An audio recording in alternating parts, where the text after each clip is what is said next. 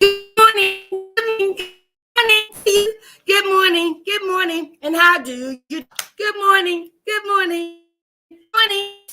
Good morning. Good morning. I love you.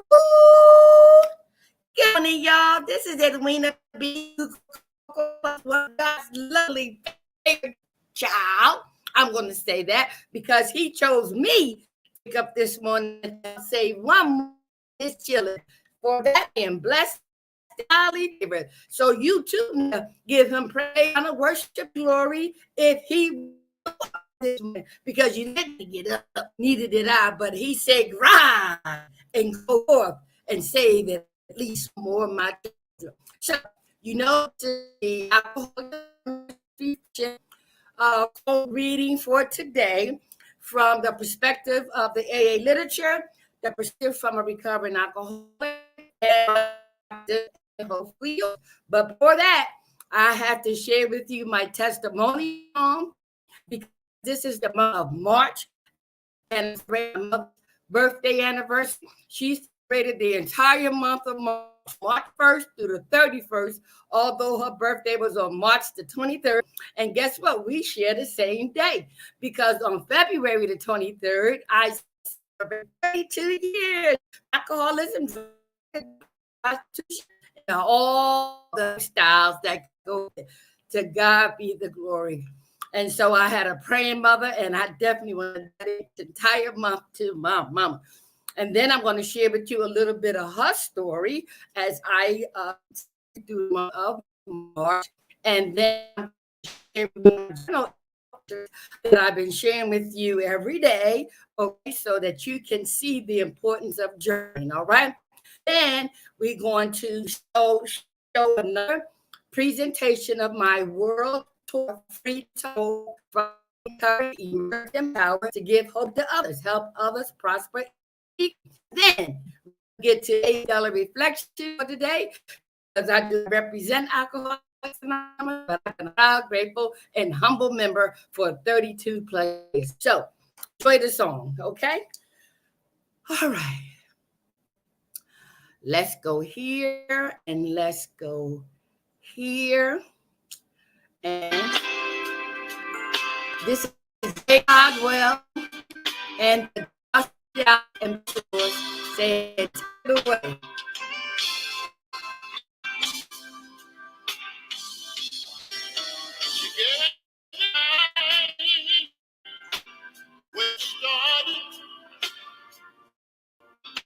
Mama stayed with me, never called. She held me close when I would cry. She'd wipe the tears, my little eyes.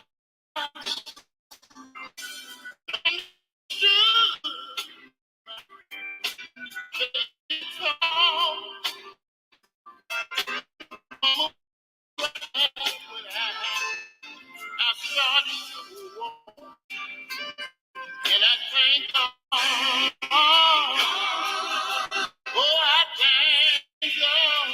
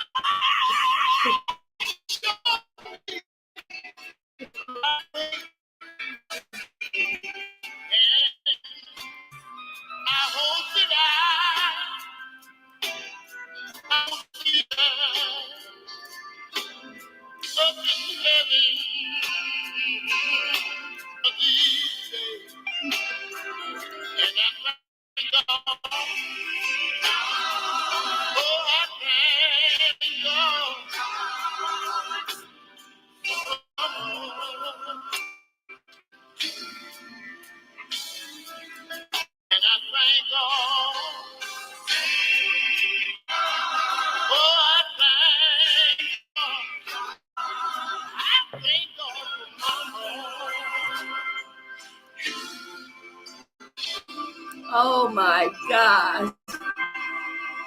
I thank God for Mama. And y'all need to know these are happy days. Yes. Because I have no regrets. None. Thank God for Mama. Thank God for my daddy. Thank God for my mother, Helen Jones, Lamar Hall Taylor.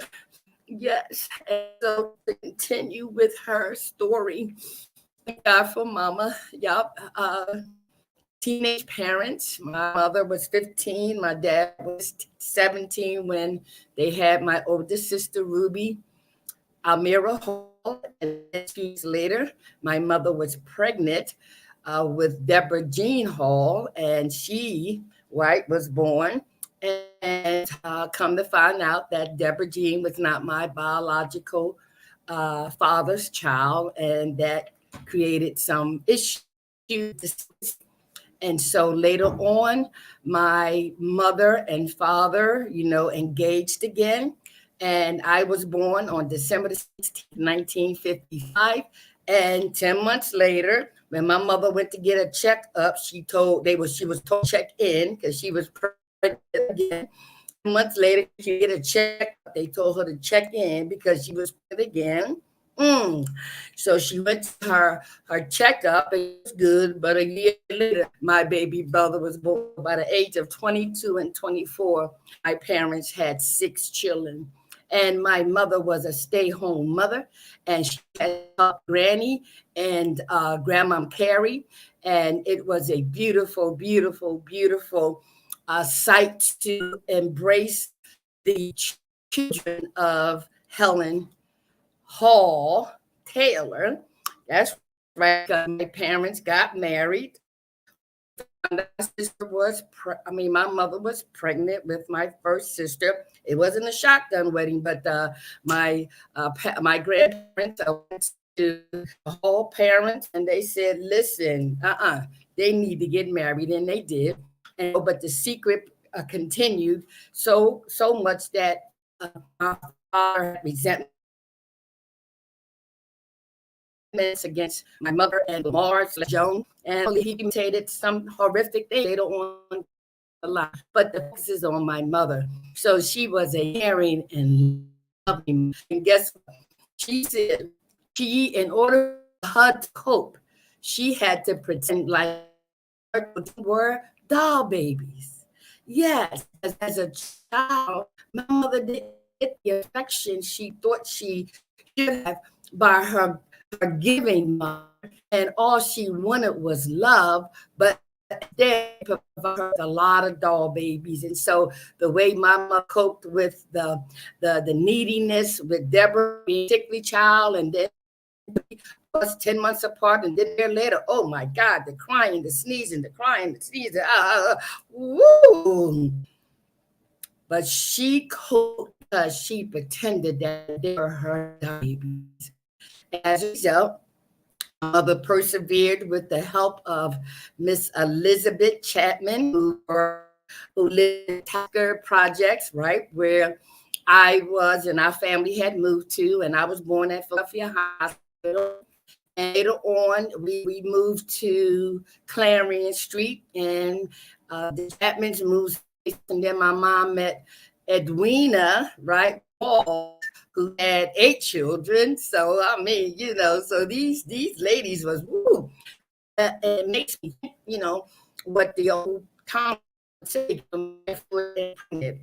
No, let me tell you this: while they were home with their children, their father was a At least my dad was a road runner, all right?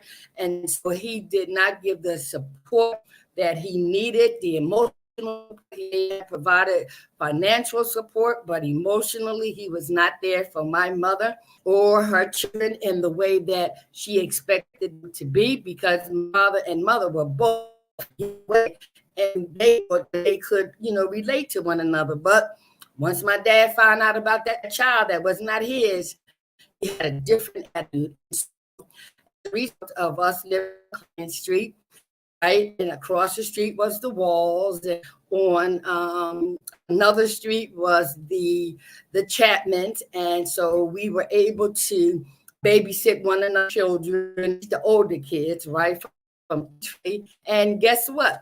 When families get together, and when families get together, family friends get together, stuff happens, okay? And I'm going to stop there because my mother made sure that we was always taken care of, with or without the support of my dad. So I will continue on and give you a little brief history of living on Clarion Street. I don't know a whole lot, but I remember some, okay? Now what I want to do is go and get my book. Hold on. Y'all stay right there.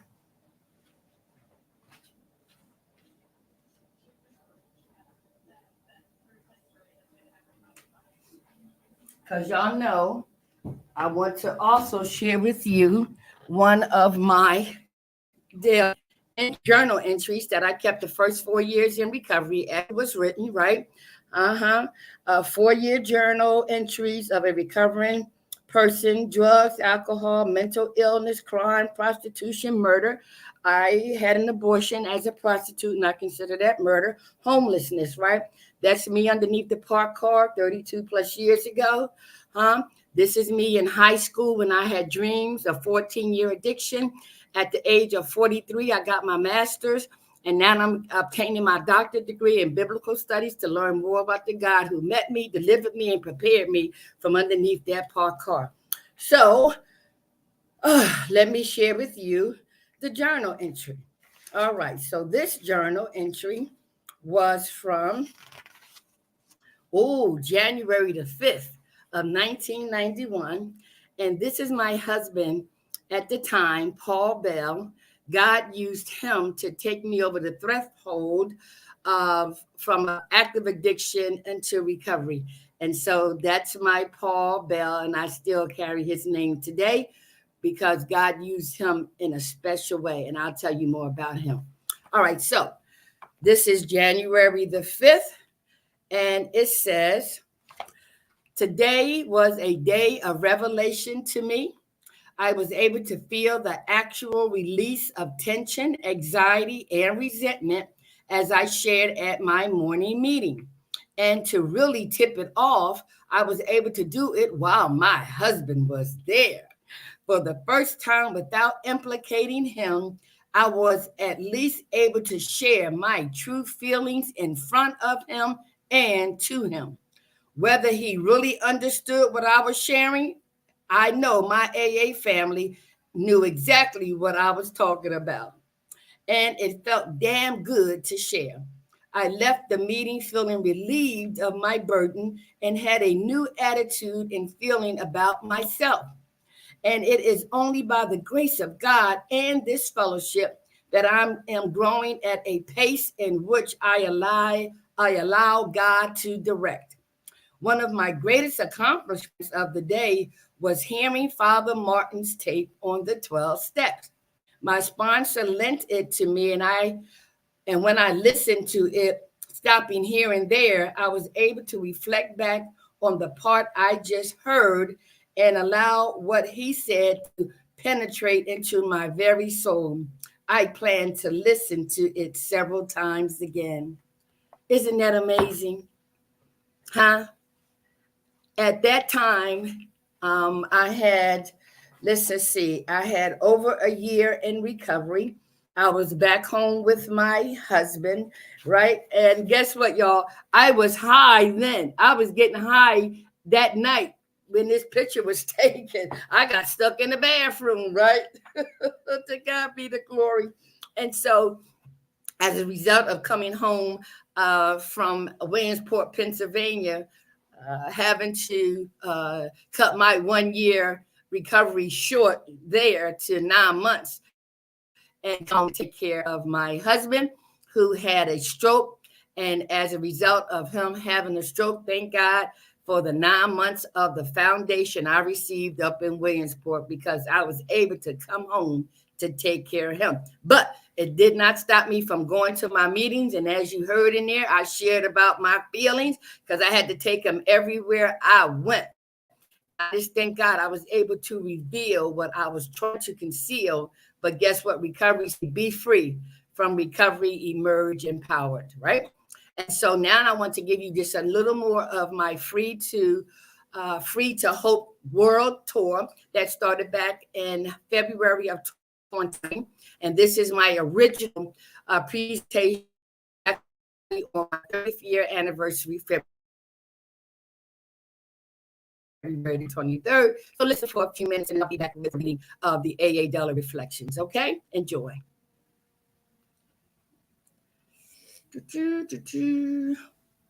All right. Let's do this. Okay. Come on. I tell you, boy, the devil is busy, but guess what? I am not going to worry about that. Let's see, remove from here. All right.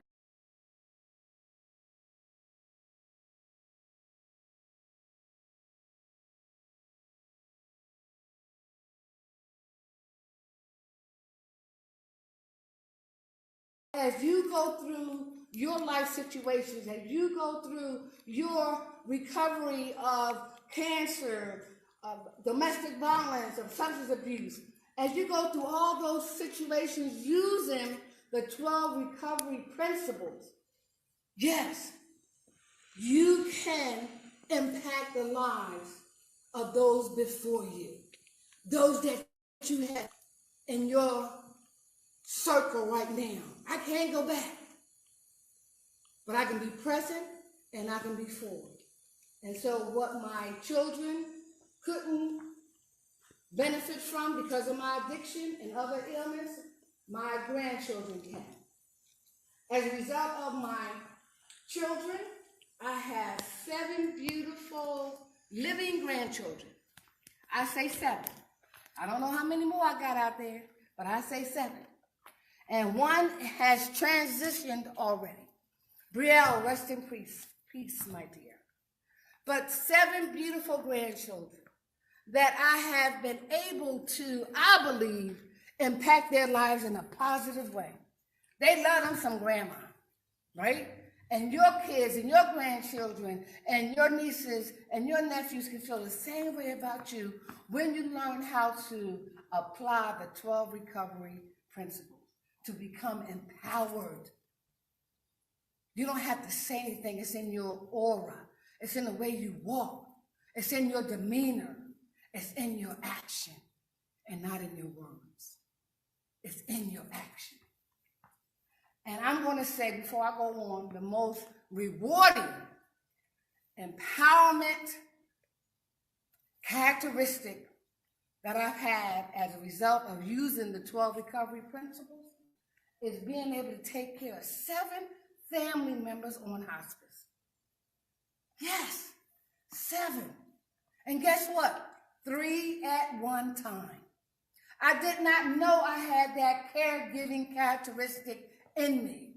But going through the 12 recovery principles, the God that I now know has shaped me, molded me, and prepared me to do what I thought was the impossible.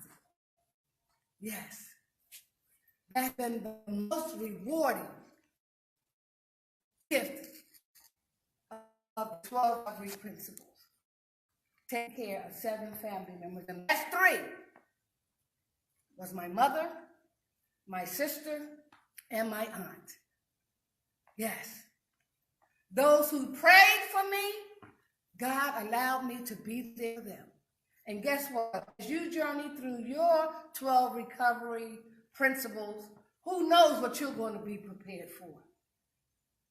Who knows what strength you're going to be given to do what he wants you to do. And that is to be able to touch somebody else's life because you are using 12 recovery principles to become empowered. So that's who I am. I'm just a humble servant. I'm just a humble servant. Yes. During the first 4 years of my recovery, it was suggested that I keep a journal. And I'm going to share with you all. Start your journal today, if you haven't already. By being in this class, by getting this information, start your journal today. Start writing what you felt, what you got, what you understood, what questions you have. Start your journal today because it's going to become your reference book. You're going to be able to refer back to it next week, next month, next year. So this is mine. And as you can see, as it was written, and guess what the word written is spelled wrong for those educators out there. And you might ask yourself, well, why is it spelled wrong? Well, because it was written when I forgot how to spell. It was written when I forgot how to read. Because of the illnesses that I was going through, mental illness, substance abuse, and the like, I forgot how to spell. I forgot how to read. And you know, in the past, it says, sign your name with X and O's. And so the goal is not to look at how you can articulate or how well you can spell. It's a matter of getting what's inside out. Because that's what the 12 recovery principles are designed to do, to go inside. It's an inside job. It's an inside job. Most of us have been looking on the outside, the external things for satisfaction, happiness, but it starts in the inside. And so I started recording a journal 4 years off and on in my recovery, and it has become my reference book. And I'm going to say before I go on January 11th of 1991, my journal entry was visions of being a speaker and a writer. You see what these 12 recovery principles did for me? I was allowed through them to have a vision, and through staying humble and obedient, it came to fruition. For the purpose of what? Not just me, but to help you too. So. Many of you know, when you are going through situations, life adversities, there are different looks. There are different stages in your life. The first picture that you saw on the screen when I was 5 years old, sitting on the little, they call them stools back then. I was 5 years old. But this is a picture of before, my dreams, aspirations, goals, before, during, and after picture. Business ed major, voted to succeed, high school vice president, athlete, basketball, track and field, ping pong champ, co-captain of the cheerleading. Yes, I had goals, I had aspirations. But then I allowed myself, through peer pressure, through bad choices, through thinking I know what's best for me, being defiant, being rebellious. Yes. And as you can see in the middle, that was me doing my addiction. And my addiction, I believe, brought about my mental illness. I still take medication today. Yes, I do. Yes, I do. Even though I use the 12 recovery principles, I still take medication as prescribed for antidepressants. Being depressed at different times of my life. Okay? So that was during. And then December the 22nd of 1990 was the last day I got high, that I got drunk, that I involved myself in negative behaviors with people in the community who were just like me, going through the same thing like me. We were all sick. We all transformed. We all became each other's victim. Yes. until I placed myself underneath that parked car in the streets of Philadelphia, getting away from my stepson. Yes, my stepson, who was mentally ill too, who was in the lifestyle as well. He transformed just like I transformed. And when you're going through these adversities, we do transform. We are not our normal selves. We are not making rational decisions. We are not doing what's best for us and definitely not doing what's best for other people that are in our care. And so being an author of this journal, I had no idea God was going to publish it in 2015. Free from recovery, emerge empowered.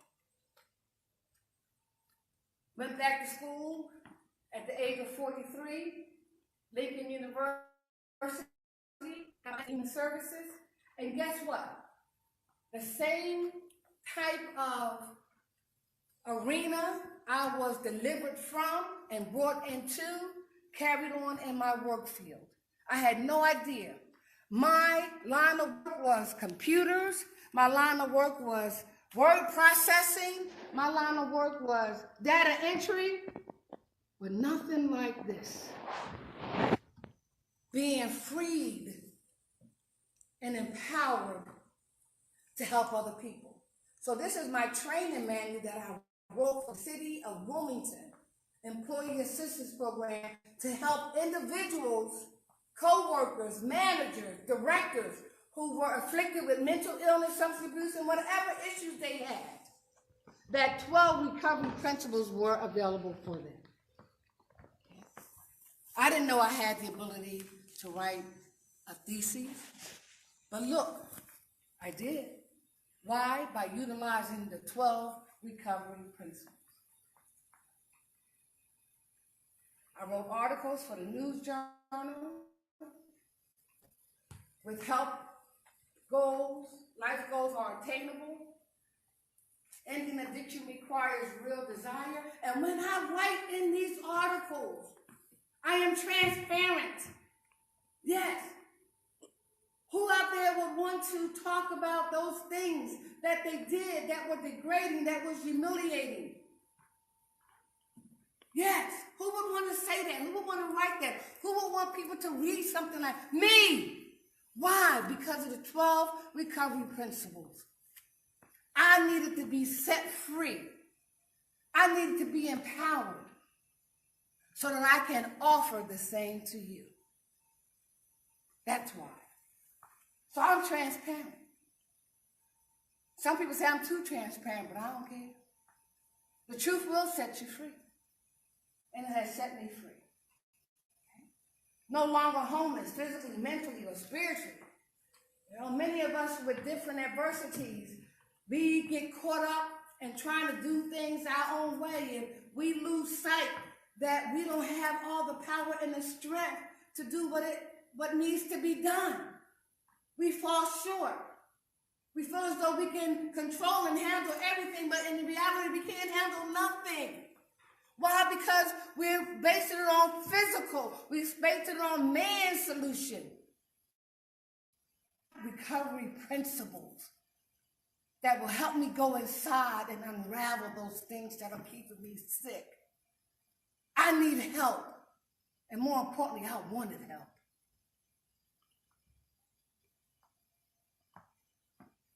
And guess what? I still want help. Do you? Do you?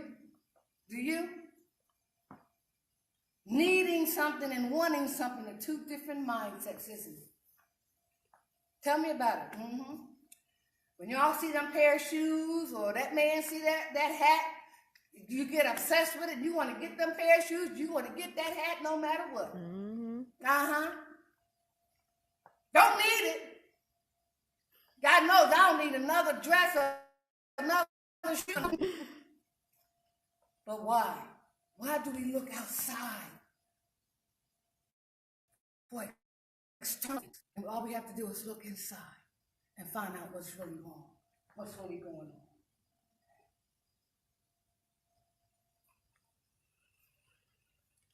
Who would have ever thought that in working for the police department in one capacity in the state of Delaware and having another police department solicit me for services to help them out because of my background with substance abuse, mental illness, and prostitution. Yes. Yes. When you have these adversities, you will do just about any and all things to seek relief, to seek escape. You don't want to deal. But because of recovery principles, God prepared me. They prepared me to be used by another law enforcement agencies to help those that they are arrested. Isn't that something? Yes, we can lock them up at Wiener, but we want you to talk to them. We want you to share your story with them. We want you to offer them the 12 recovery principles. Look. So I go around the country, share my experience with the 12 recovery principles. Unflinching honesty. Some people say I'm too honest. I don't care if it's a white lie, little lie, up lie, down lie. Because I am work in progress. I don't want to lie. I'm sure you don't want to lie, do you? Do you want to lie? But it's human nature, for whatever reason that's going on inside, that we find a need to lie. For whatever reason. So I practice unflinching honesty. So this is the question. To thy own self be true. The question should not be, what's wrong with me? Or what's wrong with you? The question should be, what happened to me? What happened to you? I'll never forget Dr. Alvin Turner came to my workshop to help 7-year-old Sammy not become a product of the system with mental illness and substance abuse and the whole 9 yards. And he said, during one of my interviews with him, we ask the wrong questions to ourselves and to other people. Not what's wrong with you, or you, what's wrong with you, they would say. But rather, tell me, what happened to you to make you think like that? What happened to you to make you feel that way? What happened to you to make you act that way? What happened? When you ask that question, you are inviting that person to trust you because they sense that you care. If somebody asks you what happened to you, opposed to telling you what's wrong with you, they're letting you know that they care. They want to understand than to be understood, which is another part of our 12 recovery principles. We want to understand than to be understood, and vice versa. We want you all to come to us when we have these issues, when we have these adversities, when we have these challenges. Come to us. Don't go on hearsay. Don't hear from gossip. Don't read about me on Facebook. Come to me and ask me what happened. Get it from the horse's mouth. You make it more direct. You make it more personal. And more importantly, you're allowing that person and even yourself to grow. So, we want to talk about, to thy own self be true, using the analogy and the question of what happened to you, opposed to what's wrong with you. 5 years old, I don't know. Poppy eyes, little porky nose. I love that little girl.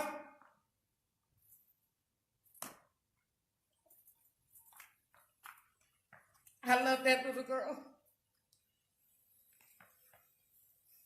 She's inside of me somewhere. I love that little girl. She's inside of me. And this is to her, that little girl that never got the opportunity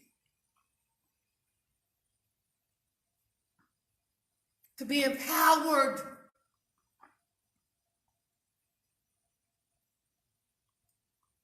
But rather to be a product, in some cases of the environment, in some cases of the conditions, in some cases of society at large.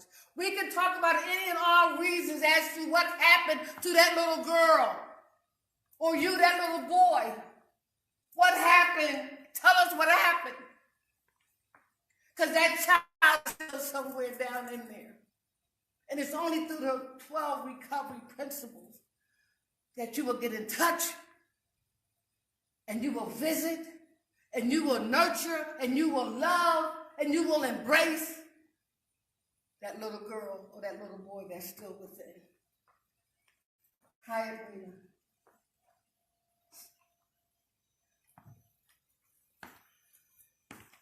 Number one recovery principle. And I'm letting you all know that these are just seed planters. I'm just planting the seed of the 12 recovery principles and how they could possibly work in your life, but more importantly, how they have worked in my life. No matter what you're going through, I want to present to you the 12 recovery principles. Start with number one. It says, we admitted we were powerless over, and the line is blank. You can fill in what that gap should be. As a result of that powerlessness, our lives had become unmanageable.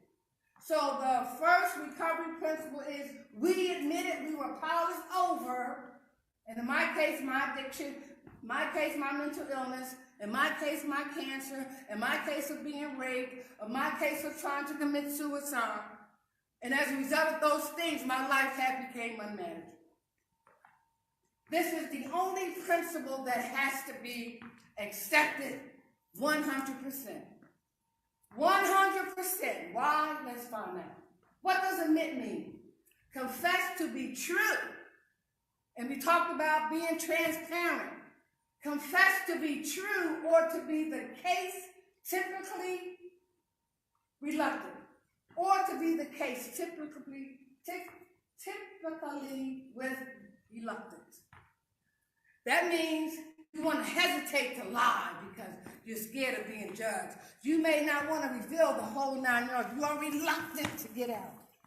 But it says admit, confess to be true or to be the case, typically with reluctance. So I ask you a question, all of you. Think about it. Don't answer yet.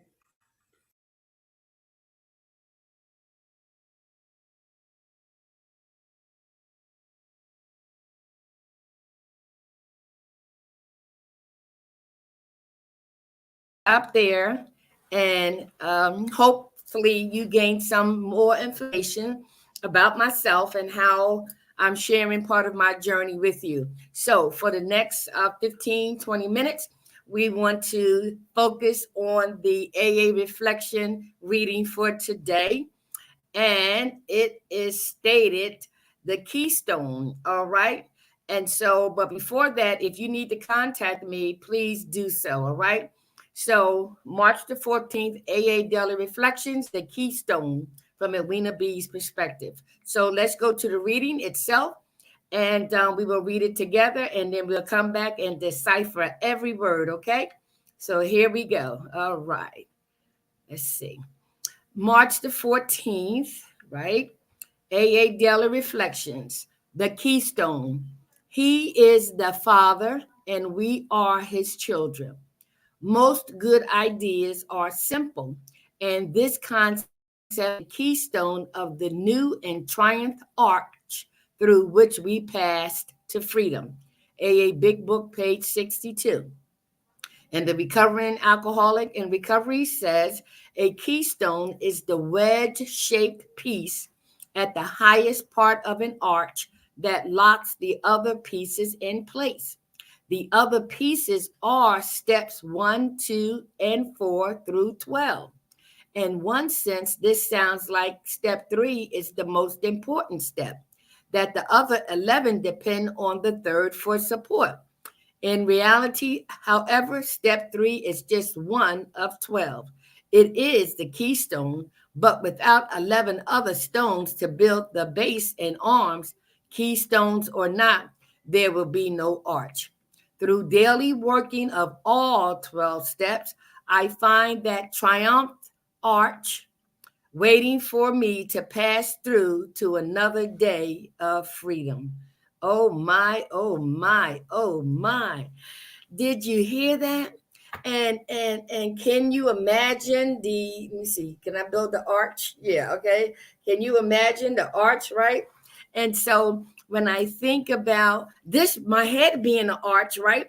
And come down with the ears, each side of my body, right? Forms the arch. See, the Holy Spirit just gave me that. And so the keystone, all right? And so let's decipher these words, okay? From the AA Big Book. He is the Father, and we are his children. Listen, when the student is ready, the teacher will appear. However, many teachers appear in our life as we elevate and grow and develop as students, okay? So don't get that twisted, right? But when you look at everything around you, when you look at the fear, when you look at the fact sometimes that you don't took for granted that you're breathing, you're waking up, some force had to be the creator of it all. Just that simple. Now, when we look at the family structure, we have the father, the mother, and the children, right? And so the father is the head. This is on our earthly journey. But there is a father among us all who created us all and whose children we are, right? And so whether you believe or don't believe, it doesn't matter. The fact is that he is the father and we are all his children, all right? So now let's go on and say, it's amazing because doing that song with Jay Caldwell and the song with Waiting for My Child to Come Home, it reminds me of the spiritual father, and that no matter what the crime, you know that child is mine, right? And we also know that with the Jay Caldwell song, I thank God for mama. And they say that a mother's love is the closest to God's love. And we can see why and how, okay? And so the other song, for the 9 months I carried you, right? No charge. So our Heavenly Father charges us nothing, but gives us unconditional love in spite of ourselves, okay? So, and then it says here, most good ideas are simple.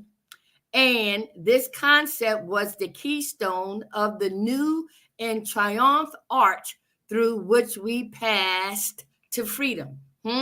So again, most ideas are simple. Edwina, just put down the drink and stop drinking.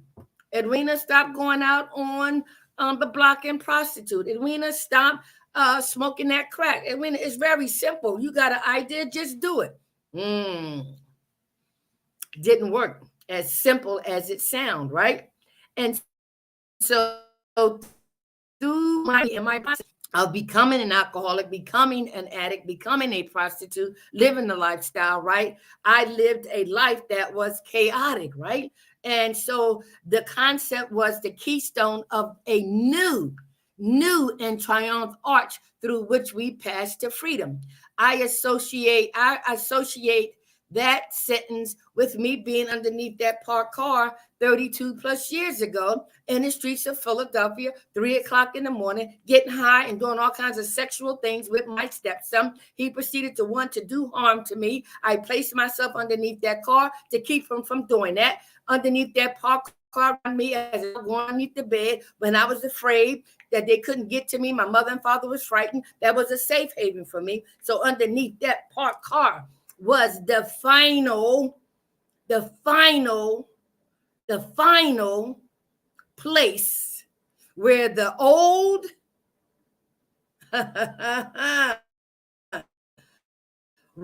was replaced by the new.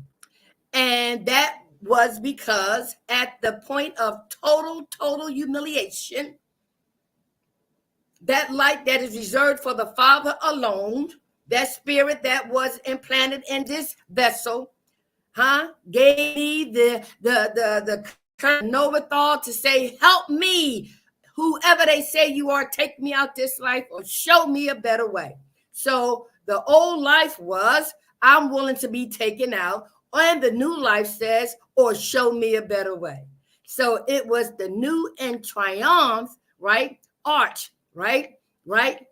Through which I passed to freedom. Freedom from active addiction, alcoholism, and all the lifestyles associated with, right? Freedom, pass to freedom, right? And so we want you to go to Alcoholics Anonymous Big Book, page 62, to read that particular passage, that particular chapter, and read the whole doggone book. All right. So let's see what the person in recovery says. He says a keystone is the wedge-shaped piece at the highest part of an arch that locks the other pieces in place. So again, when I look at my head, it symbols an arch, right? And so on each side, I have the different parts of my body. That makes sense for me because sometimes I need to see something tangible in order to understand and put it in layman terms, right? So from a physical standpoint, it makes sense. But now I'm looking at it from a spiritual standpoint because I asked this God that I didn't know to take me out this life or show me a better way. And so now I realized by applying these 12 recovery principles, wow, I could have enough strength, courage, and godly direction, right, in order to live a free and productive and purposeful life, right? And so it says here the other pieces are steps 1, 2, and 4 through 12. And you know that there are 12 recovery principles. 1, we admitted we were powerless over alcohol, that our lives had become unmanageable. 2, came to believe that a power greater than ourselves could restore us to sanity. I'll mention 3 in a minute. 4 was made a searching and fearless more inventory of ourselves. 5 was admitted to God, to ourselves, and to another human being, the exact nature of our wrongs. 6 were entirely ready to have God remove all these defects of character. 7, humbly asked him to remove our shortcomings. 8, made a list of all persons we had harmed and became willing to make amends to them all. 9, made direct amends to such people wherever possible, except when to do so would injure them or others, right? 10, continued to take a personal inventory, and when we were wrong, promptly admitted it. 11, sought through prayer and meditation to improve our conscious contact with God as we understood him, praying only for knowledge of his will for us and the power to carry that out. And 12, having had a spiritual awakening as a result of these steps, we try to carry this message to alcoholics who still suffer and to practice these principles in all our affairs. So let's go back to step 3 in the connection. So in one sense, he says this sounds like step 3 is the most important step, that the other 11 depend on the third for support. In reality, however, step 3 is just one of the 12. Step 3 is just one of the 12. And each step has its specific spiritual purpose that will create a spiritual transformation, that will create a spiritual awakening in that specific area, right? That will cause that transformation to obtain a psychic change. And so step 3 says we made a decision to turn our will and our life over to the care of God as we understood him, right? And so when it says here, however, right, step 3 is just one of the 12 steps. And that's important to realize, right? And then he says here, it is the keystone. But without the 11 other stones to build the base and arms, keystone or not, there will be no arch. And guess what? The Spirit just gave me something. Lord have mercy. I have gone through life and I've seen in person and I've seen on, TV, Facebook, people with no arms, no legs, right? No fingers, no feet, but they still have the arch, right? And their body, whatever body parts they are still connected to the arch, right? Making that arch. So now I see that even though we may not have physical arms or physical hands, but we are still spiritually connected, and that arch is spiritually there.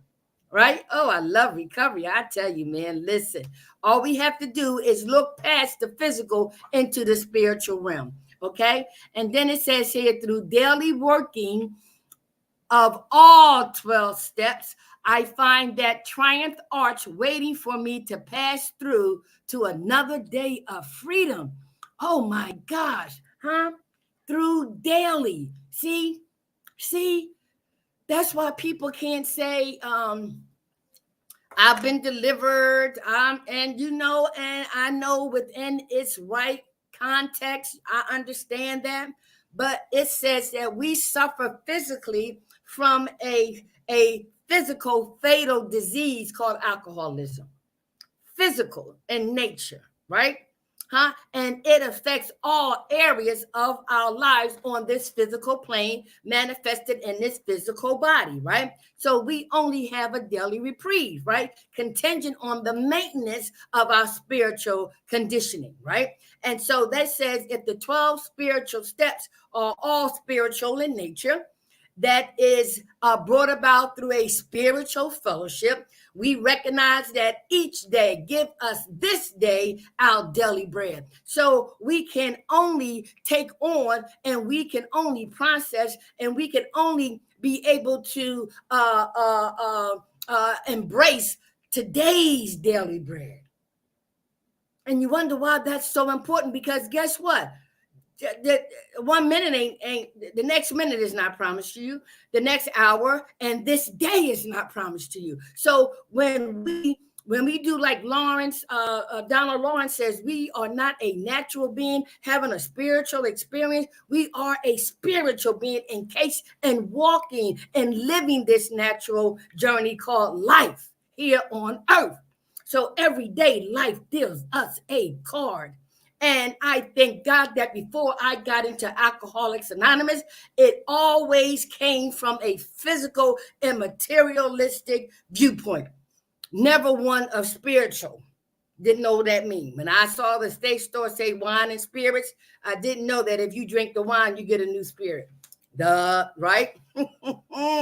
But because of these 12 spiritual principles, the experiences I went through, and having that knee bowing experience on February the 22nd of 1990, and to be awake February the 23rd sober, right? And set on a new pathway to recovery. I knew what was behind me. I don't want to go back there. Didn't want to go back there. Ain't going to go back there, one day at a time. If and when I practice, internalize, evaluate, right, conduct surgery on these 12 spiritual principles, and to practice them in all my affairs.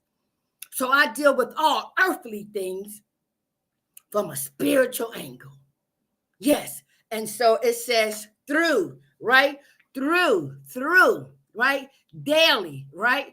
Daily, through daily, one day at a time, through daily, right? Through daily, right? Here it goes. Let's try it again. This thing is trying to do something to me. Come on, y'all. Through daily working of the 12 steps, we have to work this thing, right? It's like you going to work, right? It's like you doing a presentation. You got to do the work. You got to say the words. It implies action, working. So if I got a flat tire, what you gonna do? Just sit there? No, I'm gonna call. I'm gonna see if I got this. I'm gonna see if I got that. I'm gonna wave my hand and ask for help. I'm gonna call the police. I'm working the 12 steps. That's what they say to do. Well, and what? So what now? What are you gonna do? And what's the next right thing to do? But for me, it's what's the next right spiritual thing to do? Call and ask for help. Someone cussing me out and I found myself getting ready to go there. What step do I need to put to this situation? Step number, right, 3. Turn it over to God. Use that serenity prayer, right? Use that serenity prayer to keep you from getting into, pulled into the dance of anger, lust, right? All of that. And even if you do get pulled in, that spirit will say, what you doing? Come on, let's back off. Okay, my bad, you got that, right? And so every day we're going to be dealt a hand and we don't know what's under them cards. But through the spiritual program of Alcoholics Anonymous, we know who the dealer is. Okay, I got 3 more minutes. Let's go here. All right, so then it says here, through daily working of all 12 steps, I find that triumph arch waiting for me to pass through to another day of freedom. Oh my gosh. It's like it's standing before you. And you on this side this day. We woke up, right? It's going on 9:44, right? I'm in Atlantic City, right, with my grandchildren, right? They're asleep. Some of them are awake. Some of them have left. And but I'm doing what I'm supposed to do, what I was called to do, what I was prepared to do this day. Why? Because he woke me up this morning. He delivered me from addiction, alcoholism, prostitution, so that he can prepare me to do what I'm doing right now. So this day I am doing God's will and not Edwina's will. And the more I practice this, the more I start my day off like this, right? The more energy, the more insight, the more I want to do it. Just like the more I was getting high, I wanted to keep getting high, right? But the end result is a whole lot different from this one. As a matter of fact, this never ends. It's a lifetime process. And I love it because I'm applying spiritual principles to all earthly matters here on this journey called life. And so I know what Keystone is. And I look forward to embracing what the day has for me. And I know what my God wants me to do is to stay sober and help another alcoholic achieve sobriety and to be of service to him and my fellow man. Other than that, God got it all together. But I'm so glad I practiced aligning my will with God's will because his will is going to manifest with or without my permission. But when we work together, we are awesome. He know I'm cuckoo for Cocoa Pops, but he loves me and he knows my heart. And I thank God I have no secrets. I am free from recovery, emerge empowered to do what? Give you hope. Help others prosper equally. All right. So I got to go and get ready to go back to Delaware. All right. And I just thank God for spending this time with you. And if nobody told you they love you today, I love you. You love me. We are one big family with a great big hug and a kiss from me to you. Won't you say you love me too? So no matter where I am, I will always practice and want to do God's will. Be blessed. Be safe. Wear the mask. Social distancing. Right? Get tested. Get your vaccination. Get your children vaccinated. And guess what? You become the Keystone and walk through that triumph arch just for today.